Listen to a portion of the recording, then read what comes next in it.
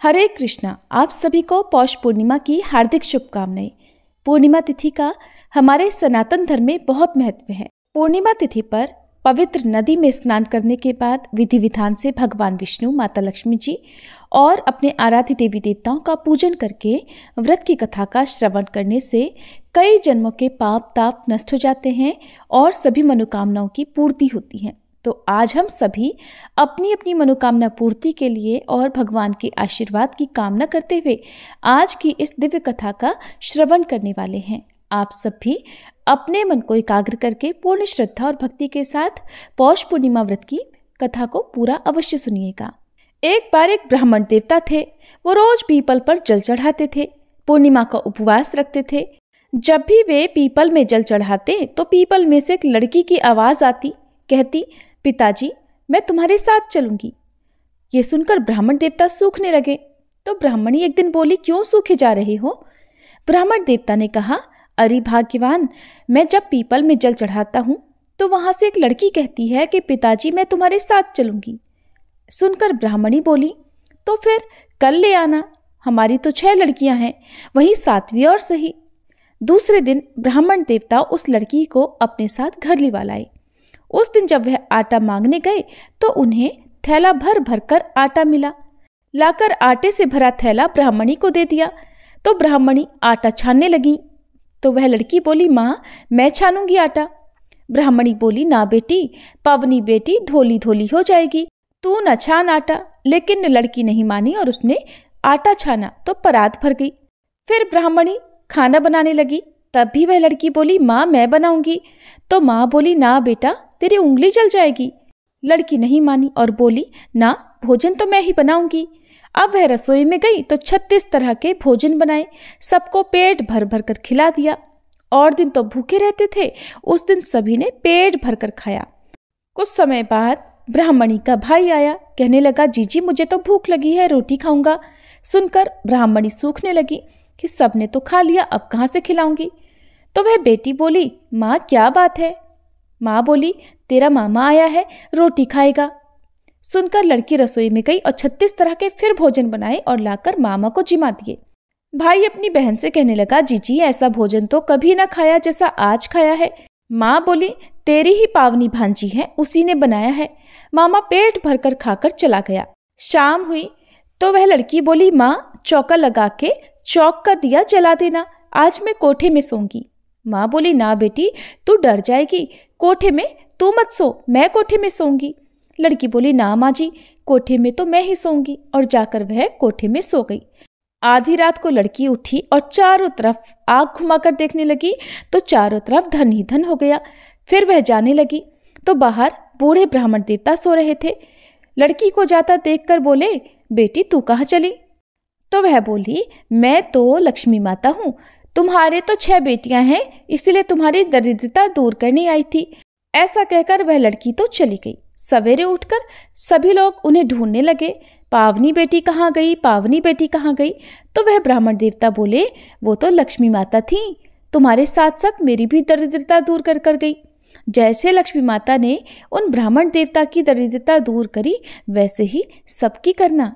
हे लक्ष्मी माता, इस कथा को कहते सुनते और हुंकारा भरते सभी के घर धन के सुख के भंडार भरना। प्रेम से बोलिए लक्ष्मी माता की जय। प्रिय श्रोताओं, अब पूर्णिमा व्रत की कथा सुनाने के लिए आपको लेकर चलते हैं मैया यशोदा के महल की तरफ, जहां पर इस समय मैया यशोदा भगवान कृष्ण से कुछ पूछ रही हैं। क्या पूछ रही हैं आप ही जान लीजिए। द्वापर युग में एक समय की बात है। यशोदा जी ने श्री कृष्ण से कहा, हे कृष्ण, तुम सारे संसार के उत्पन्न करता, पालन करता और उसके संहार करता हो। आज कोई ऐसा व्रत मुझसे कहो जिसके करने से मृत्युलोक में स्त्रियों को विधवा होने का भय न रहे और ये व्रत सभी मनुष्यों की मनोकामनाएं भी पूर्ण करने वाला हो।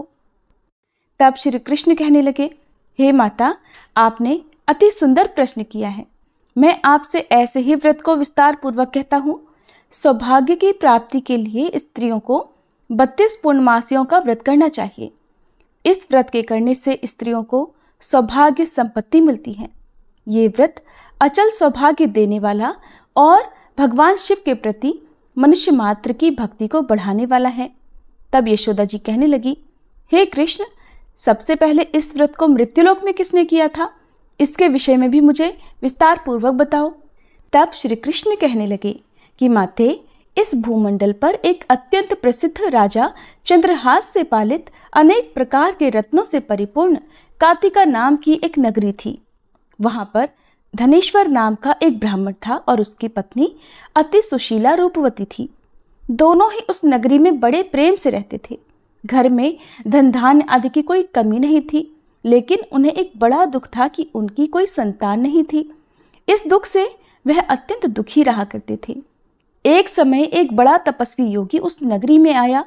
वह योगी उस ब्राह्मण के घर को छोड़कर अन्य सभी घरों से भिक्षा लाकर भोजन किया करता था। एक दिन वह योगी रूपवती से भिक्षा न लेकर किसी दूसरे घर से भिक्षा लेकर गंगा किनारे जाकर भिक्षा में मिले अन्न को प्रेम पूर्वक खा रहा था कि धनेश्वर ने योगी का ये सब कार्य किसी प्रकार से देख लिया। अपनी भिक्षा के अनादर से दुखी होकर धनेश्वर योगी से बोला, महात्मन, आप सभी घरों से भिक्षा लेते हैं किंतु मेरे घर की भिक्षा कभी नहीं लेते, इसका क्या कारण है? तब योगी ने कहा कि निसंतान के घर की भीख पतितों के अन्न के समान होती है और जो पतितों का अन्न खाता है वो भी पतित हो जाता है। क्योंकि तुम निसंतान हो, इसलिए पतित हो जाने के भय से मैं तुम्हारे घर की भिक्षा नहीं लेता। धनेश्वर ये बात सुनकर अपने मन में बहुत दुखी हुआ और हाथ जोड़कर योगी के पैरों में गिर पड़ा और विनीत स्वर से कहने लगा, हे महात्मन, अगर ऐसा है तो आप ही मुझे पुत्र प्राप्ति का कोई उपाय बताइए। आप तो सब कुछ जानने वाले हैं, मुझ पर ये अवश्य ही कृपा कीजिए। धन की मेरे घर में कोई कमी नहीं, किंतु कोई पुत्र न होने के कारण मैं अत्यंत दुखी हूँ। आप मेरे इस दुख को दूर करें। यह सुनकर योगी कहने लगे, हे ब्राह्मण, तुम देवी चंडी की आराधना करो। फिर घर आकर उसने अपनी पत्नी से सारा वृतांत कहा और खुद तपस्या करने के लिए वन में चला गया। वन में जाकर उसने देवी चंडी की उपासना की और उपवास किया। चंडी देवी ने 16वें दिन उसको स्वप्न में दर्शन दिए और कहा, हे धनेश्वर, जा तेरे पुत्र होगा, परंतु वह 16 वर्ष की आयु में ही मृत्यु को प्राप्त हो जाएगा। अगर तुम दोनों पति पत्नी 32 पूर्णमासियों का व्रत विधि पूर्वक करोगे तो वह दीर्घायु होगा।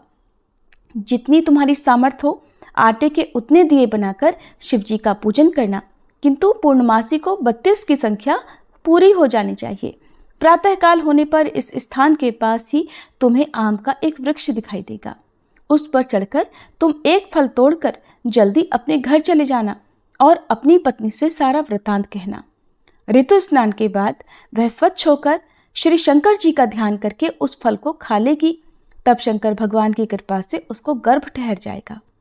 जब वह ब्राह्मण प्रातःकाल उठा तो उसने उस स्थान के पास ही आम का एक वृक्ष देखा जिस पर अत्यंत सुंदर आम का एक फल लगा हुआ था। ब्राह्मण ने उस आम के वृक्ष पर चढ़कर फल को तोड़ने का प्रयास किया, किंतु वृक्ष पर कई बार प्रयास करने पर भी वह नहीं चढ़ पाया। अब तो ब्राह्मण को बड़ी चिंता हुई। तब वह विघ्न विनाशक श्री गणेश जी की वंदना करने लगा कि हे दयानिधे, अपने भक्तों के विघ्नों का नाश करके उनके मंगल कार्य को करने वाले, दुष्टों का नाश करने वाले, रिद्धि सिद्धि के देने वाले, आप मुझ पर कृपा करें। प्रभु, मुझे इतना बल दें कि मैं अपने मनोरथ को पूर्ण कर सकूं। इस प्रकार सच्चे मन से गणेश भगवान की प्रार्थना करने पर वह भगवान की कृपा से वृक्ष पर चढ़ गया।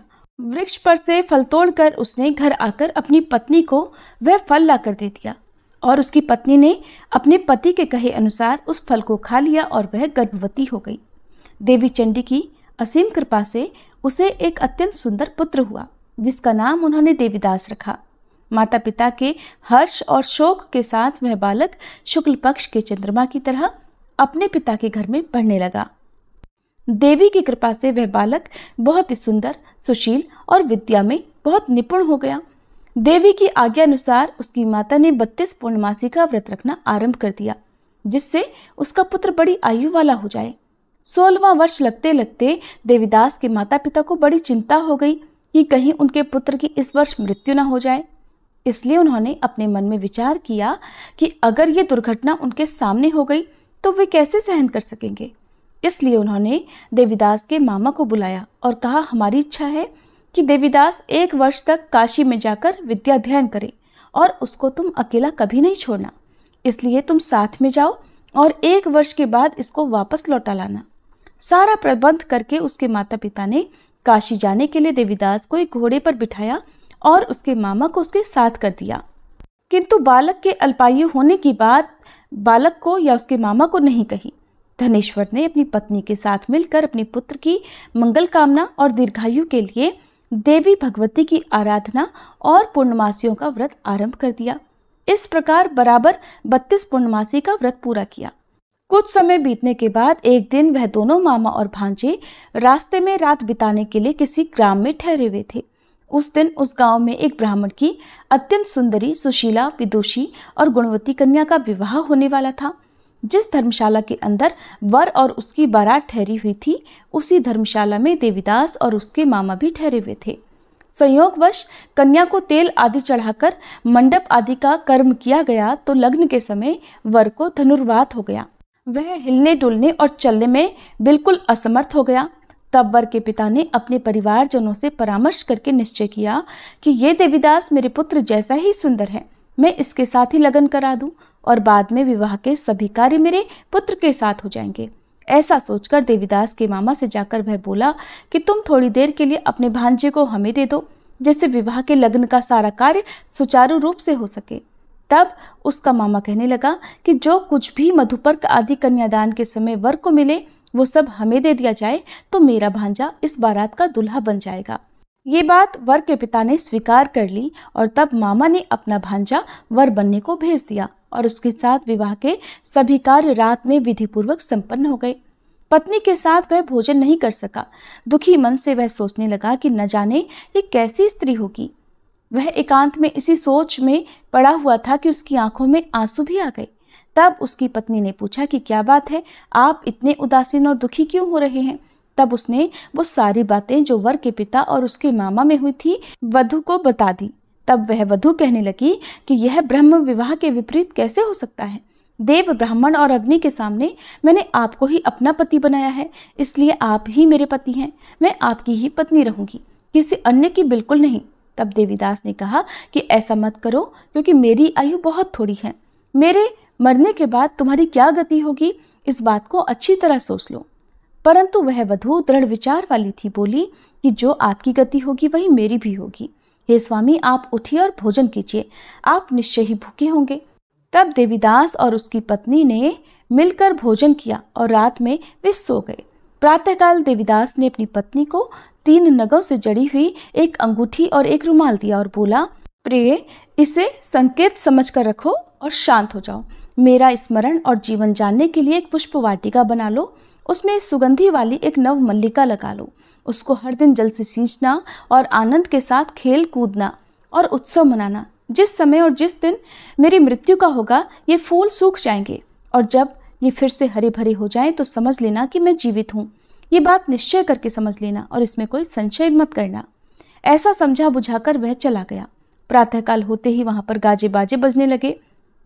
जिस समय विवाह के कार्य समाप्त करने के लिए वर तथा सब बाराती मंडप में आए तो कन्या ने वर को भली प्रकार से देखकर अपने पिता से कहा कि ये मेरा पति नहीं है। मेरा पति वही है जिसके साथ रात में मेरा विवाह हुआ था। इसके साथ तो मेरा विवाह ही नहीं हुआ। अगर ये वही है तो बताए कि मैंने इसको क्या दिया था और रात में हमारे बीच में क्या गुप्त बातें हुई थी, वो सब बताई। पिता ने उसके कहे अनुसार वर को बुलवाया। कन्या की सारी बातें सुनकर वह कहने लगा कि मैं कुछ नहीं जानता। इसके बाद वह लज्जित होकर अपना समूह लेकर चला गया और सारी बारात भी अपमानित होकर वहां से लौट गई। भगवान श्री कृष्ण आगे बोले, हे माते, इस प्रकार देवीदास काशी विद्या पढ़ने के लिए चला गया। जब कुछ समय बीत गया तो काल से प्रेरित होकर एक सांप रात के समय उसको डसने के लिए वहां पर आया। उस विषधर के प्रभाव से उसके बिस्तर के चारों ओर से विष की ज्वाला से वह बिस्तर विषैला हो गया, परंतु व्रतराज के प्रभाव से उसको वह सांप काट नहीं पाया, क्योंकि पहले ही उसकी मां ने 32 पूर्णमासी का व्रत कर रखा था। इसके बाद मध्याह्न के समय स्वयं काल वहां पर आया और उसके शरीर से उसके प्राणों को निकालने का प्रयास करने लगा, जिससे वह मूर्छित होकर धरती पर गिर पड़ा। भगवान की कृपा से उसी समय देवी पार्वती जी के साथ श्री शंकर जी वहां पर आ गए। उसको मूर्छित दशा में देखकर देवी पार्वती ने भगवान से प्रार्थना की, हे प्रभु, इस बालक की माता ने पहले 32 पूर्णमासी का व्रत किया था, जिसके प्रभाव से हे भगवान अब आप इसको प्राणदान दे दीजिए। देवी के कहने पर भक्त वत्सल भगवान ने उस बालक को प्राणदान दे दिया। इस व्रत के प्रभाव से काल को भी पीछे हटना पड़ा और देवीदास स्वस्थ होकर बैठ गया। उधर उसकी पत्नी उसके काल की प्रतीक्षा किया करती थी। एक दिन उसने देखा कि उस पुष्प वाटिका में पत्र पुष्प कुछ भी नहीं रहे, सब कुछ सूख कर नष्ट हो गए हैं। तो उसे बड़ा आश्चर्य हुआ, किंतु कुछ ही क्षण में वह सब वाटिका पहले की तरह हरी भरी हो गई। तब वह समझ गई कि उसके पति पुनर्जीवित हो गए हैं। ये देखकर वह बहुत प्रसन्न होकर अपने पिता से कहने लगी, पिताजी, मेरे पति जीवित हैं, आप उनको ढूंढिए। जब 16वां वर्ष बीत गया तो देवीदास भी अपने मामा के साथ काशी से वापस अपने घर के लिए चल पड़ा।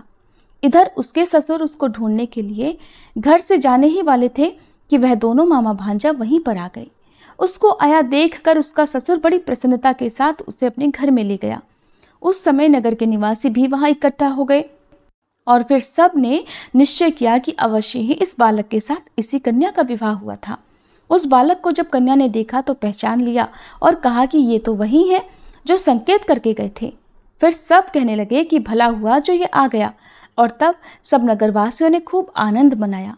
कुछ दिन के बाद देवीदास अपनी पत्नी और अपने मामा के साथ अपने ससुर के घर से बहुत सारा उपहार लेकर अपने घर की ओर चल पड़ा।